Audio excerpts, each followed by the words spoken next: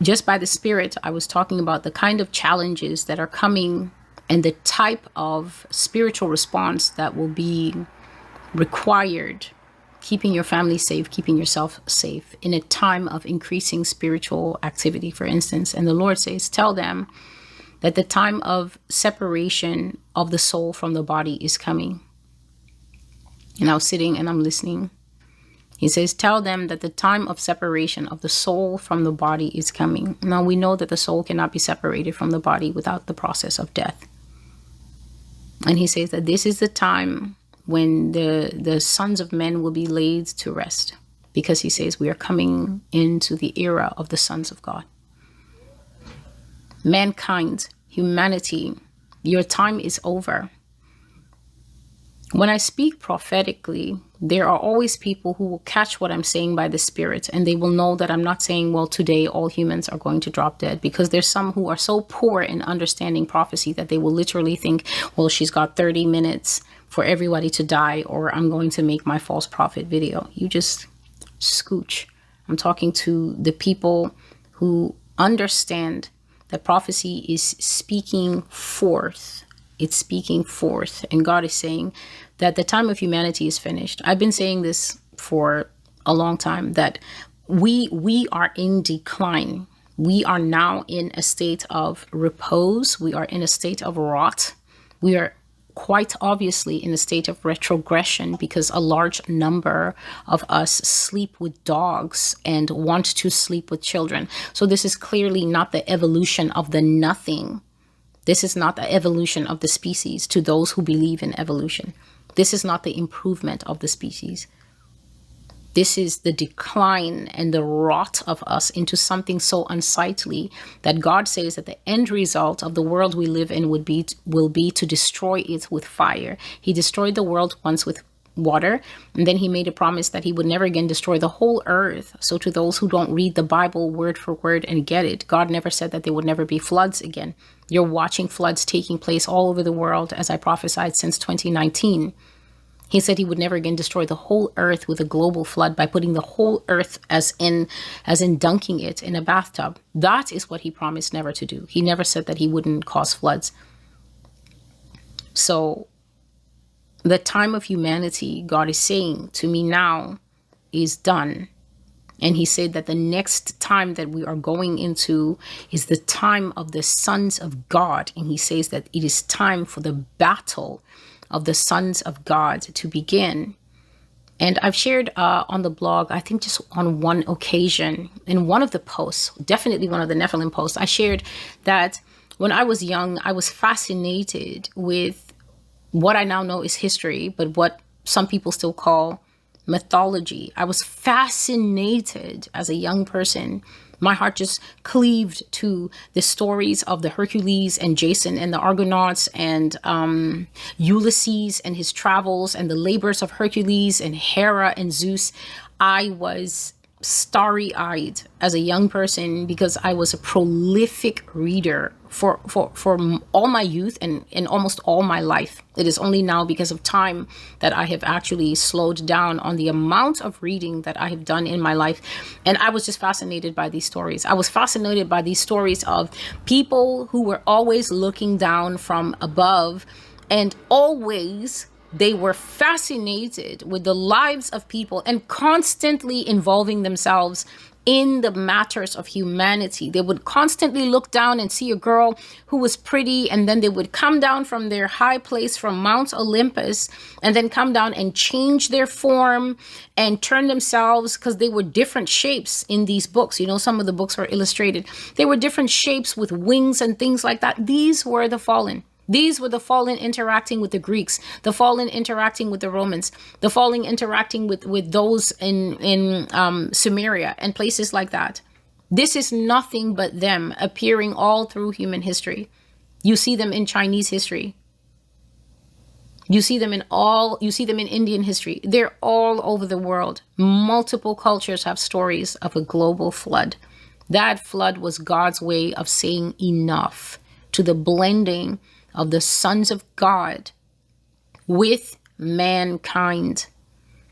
As a young person, I just could not get enough of this storyline. I would read this one, and the female god would get jealous when her husband would come down and she would turn the girl, I think Io, into a cow. I would read the other one of Persephone, I think her name was, and she was going into the underworld to get her lover, and then she broke the terms of the agreement, and because she broke the terms of the agreement, she had to spend 6 months of the year in the underworld, and then she could come back on earth and spend the next 6 months. And they were saying, oh, that's why we have the different seasons and things like that. These so-called stories, they thought that these ancient civilizations just made up these stories because they thought that the ancient civilizations, of course, it would always be the dummies who thought that the intelligent people who lived before them didn't know much. And so they thought that these people were inventing myths to explain their world, to explain why the sky was dark sometimes at night and light sometimes. And it wasn't.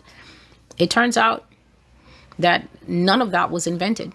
The people were literally recording the histories of their experiences, of seeing the Kraken, of experiencing mermaids. Why would a person write down, as you go around the Strait of Gibraltar, you will see a small little island. Avoid that island at all costs because that is where the singing women live. Who comes up with that kind of stuff?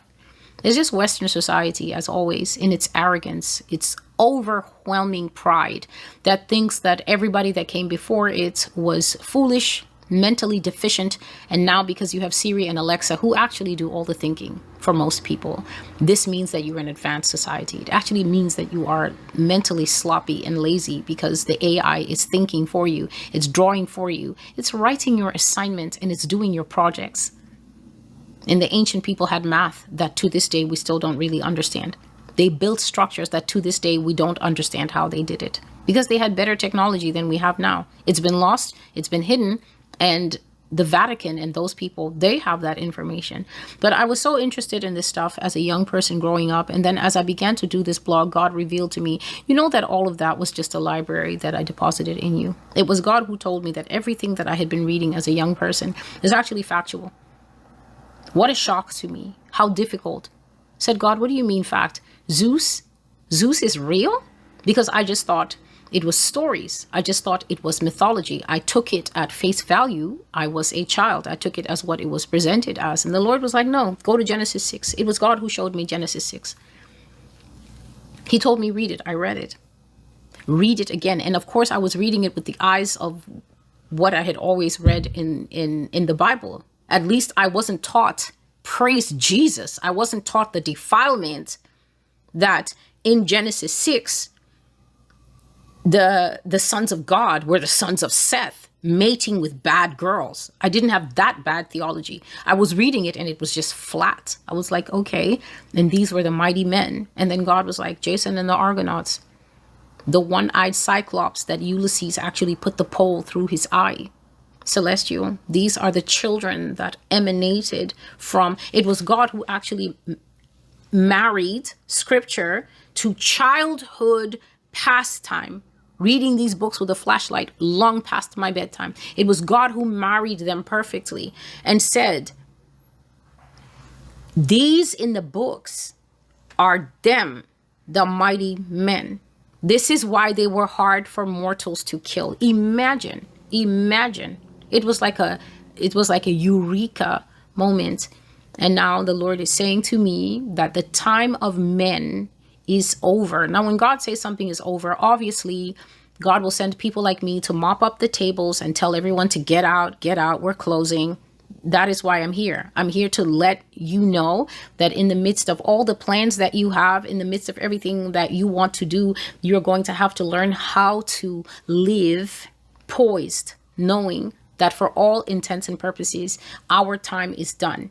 And that for those who will still be alive as we go forward, you will now be sharing this planet with, for instance, all these men that are always giving advice, on how to lower your cholesterol, and you can hardly watch what he's saying because his canines are extra long. Yeah, that's not a person. That's not a person. That's a wolf. The wolf has successfully lived among us for 81 generations, never aging, just moving from town to town. When everybody that he's married to dies and everyone is getting old and he's starting to look suspicious, then he will abandon that wife for that generation, move. And because they didn't have cameras back then, it was very easy for them to do interview with a vampire. That's a wolf. That's a vampire. So God is literally saying, I hope you can hear how perfectly this is blending with other serious human stuff like paying your rent. That's the kind of channel this is. The man of the spirit moves like the wind. For those who will still be on this planet, whatever else that you will be doing, still needing food, still needing to go to work and whatever, but we will be sharing it with the sons of God who are about to launch their comeback. And it is for this reason that God has always said that he's going to take a large number of us out of the way. Some people are not able to blend those two worlds. Chief among them are our grandparents, the elderly. For whatever reasons, they may not be able to just accept this. I'm not sending anyone to stress their granny, please, because some of you, like I said, you don't know how to act. It is possible for an older person to pass out of this world never knowing about Nephilim, and that is okay. Nephilim are not a prerequisite to end up in Jesus's arms. It is just necessary knowledge for instance, the oversleepists who cannot stay out of beds that they don't belong in. Those activities will be ending with a cut throat, because in a moment of passion, he may not be able to hold his human form, transform into a wolf, turn the place into a crime scene, and then walk away clean. Because the police don't have testing kits for paws. Only fingerprints, not paws. So he will get away clean. Leap off the 5th floor, land like a feather, and that's the end of somebody's daughter. That's the end of somebody's son, who could not stay home when Celestial, the servant of God, was saying, stay away from sexual immorality. It will end in pains for you. Yah is saying that the time of men is ended, and now arises the time of the sons of God, but not just any time. He says now arises the time of the battles of the sons of God, the manifestations of the sons of God, sightings of strange this and sightings of strange that. And I could swear